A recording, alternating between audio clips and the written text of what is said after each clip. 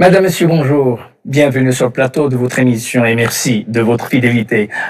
Partager avec l'autre, s'occuper de l'autre, être à l'écoute de l'autre. C'est ce qui nous réunit ce matin pour évoquer la valeur essentielle de la miséricorde, discuter avec notre invité de la notion de rahma. Au sein du mouvement scout, on apprend à s'occuper des autres aussi. Abdelhak Sahli a dirigé les scouts musulmans de France qui enseignent le partage et la solidarité. Il est avec nous ce matin. Bonjour Abdelhak Sahli. Bonjour. Merci de nous rendre visite. Vous êtes anciennement président des scouts musulmans de France et aujourd'hui vous vous occupez des relations publiques. Votre organisation, elle se distingue par cette dimension transfrontalière, c'est-à-dire elle agit partout. Parlez-nous d'abord de cette organisation et ce qui fonde sa philosophie, notamment le partage et l'aide. Tout à fait. Lorsque le Cheikh Bentounès a fondé les scouts musulmans de France, il a souhaité que ces jeunes qui passent par ce scoutisme musulman de France soient des citoyens à part entière, des citoyens qui sont utiles. Si je faisais un lien avec la tradition musulmane, on dit bien que les plus aimés auprès de Dieu sont ceux qui sont le plus utiles aux autres. Donc la solidarité, la paix, le vivre ensemble sont le ferment, je dirais, de ce mouvement. Et c'est nous, ce qu'on essaie de faire, c'est de transmettre ces valeurs-là à travers des actions. Alors, vous avez rappelé le fondateur, Cheikh Bentounès, que nous connaissons ici et que beaucoup de personnes le connaissent pour étant un des dirigeants spirituels de la Tariqa al-Alaouia, c'est un soufisme. C'est dire que votre organisation, elle a comme fondement aussi cette dimension spirituelle. Racontez-nous comment elle se traduit concrètement dans la pratique. Alors, dans la pratique, bien que le Cheikh Bentounès soit le maître de la Tariqa al-Alaouia, il a bien fait le distinguo en me disant, parce que j'en lui ai parlé une fois, il m'a dit, il y a le scoutisme et il y a le soufisme. Le scoutisme ne peut pas être le soufisme. Il y a des passerelles. Il y a des passerelles parce qu'il y a une spiritualité vivante qui est dans l'action. Mais si on dit c'est du soufisme, on se ferme les portes évidemment à d'autres jeunes. Donc, il y a une origine, une source quelque part qui vient. Mais nous ne faisons pas de soufisme dans le scoutisme. Vous avez regardé avec nous ce reportage qui décline justement une réalité, celle de ceux qui n'ont pas eu beaucoup de chance dans la vie d'être un peu, comme on dit vulgairement, dans la galère, et comment d'autres les prennent en charge. Qu'est-ce que vous retenez comme image, par exemple, cette notion très musulmane, la rahma, la clémence? Est-ce que ça vous parle en tant que scout musulman? Oui, ça me parle pour plusieurs raisons, parce que j'écoutais justement ce que disaient ceux qui coiffent. Ils parlaient de paix, ils parlaient de dignité, ils parlaient de faire exister ceux qui ne sont plus existants ou qui ne se considèrent plus exister. C'est leur redonner toute leur place en fait dans la société. Et c'est ce que fait le scoutisme, c'est donner la place à ces jeunes-là dans la société qui s'investissent, qui sont des citoyens à part entière. Et ce travail que font ces coiffeurs, c'est extraordinaire, parce qu'il a parlé de paix. Il dit que coiffer, ça lui amène une certaine satisfaction. Donc le don de soi devient aussi un don pour soi.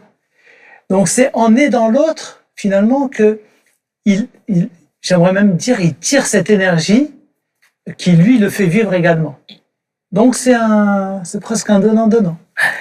Quand on regarde ce reportage, évidemment, la symbolique de la coiffure et non seulement quelque chose qui renvoie à une esthétique, mais ça renvoie à la restauration de l'image de soi, à la restauration de la dignité. Est-ce que cette dignité fait partie aussi de vos combats en tant que scout?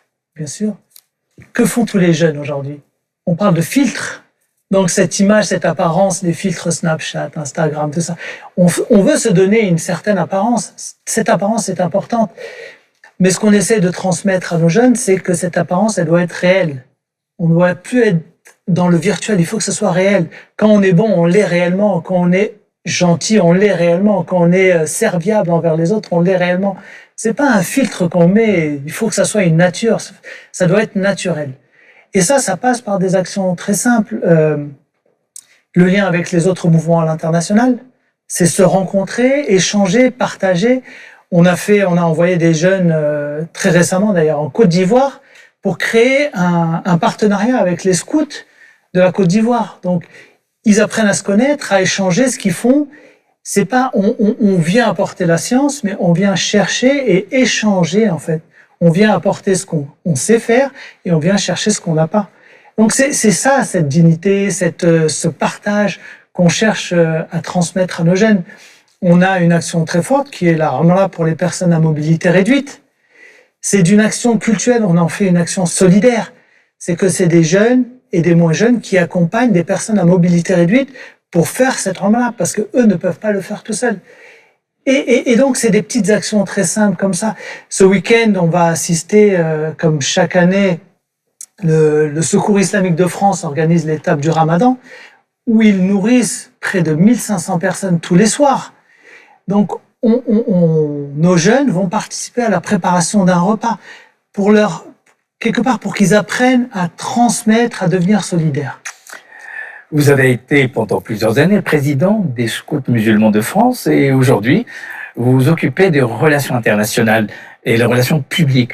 Qu'est-ce que cette expérience vous a appris sur le monde, sur l'homme et sur la nécessité de faire valoir les valeurs que vous portez? J'ai rencontré énormément de personnes.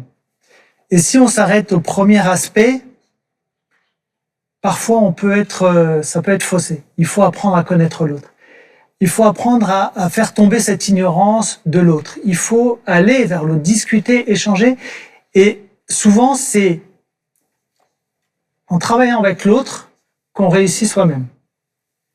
Donc, il y a ce côté-là où, je vous dis, l'altruisme peut être une énergie très forte pour avancer de façon parfois même pas égoïste, mais c'est du gagnant-gagnant.